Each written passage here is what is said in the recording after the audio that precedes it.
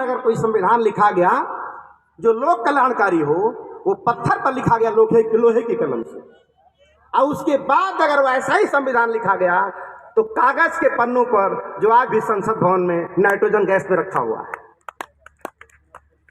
जिसकी चर्चा हम कर रहे हैं। माननीय केशव मान साहब हमारे अतिथि हैं, इनके लिए जोरदार तालियां चलती रहनी चाहिए, तालियां रुकनी नहीं चाहिए जब तक कि वो अपने स्थान पर आने जाते हैं झंडा फहराने के लिए। हमारे अतिथि आ रहे हैं और इस कार्यक्रम की शुरुआत हो जा रहे हैं होगा।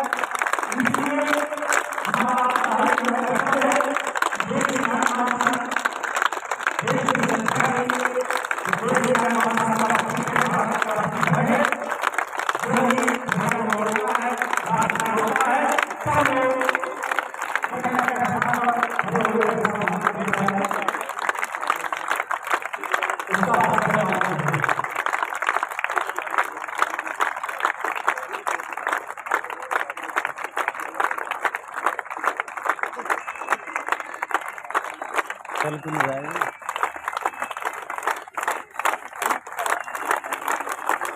हम कर रहे हैं, छोड़ो चलो। यह तालियां तेज होती रहनी चाहिए।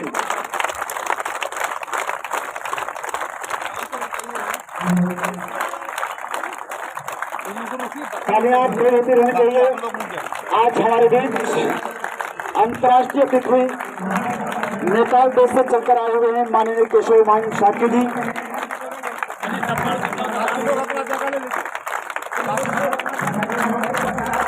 सभी लोग यह तालियां जोरदार चलते रहना चाहिए, बजते रहना चाहिए।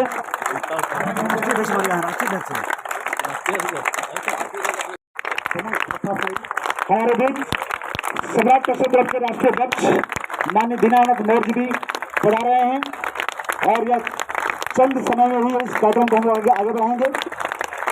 यह तालियां जोरदार बजती रहनी चाहिए। नीचे देख के मदन जी हमारे बीच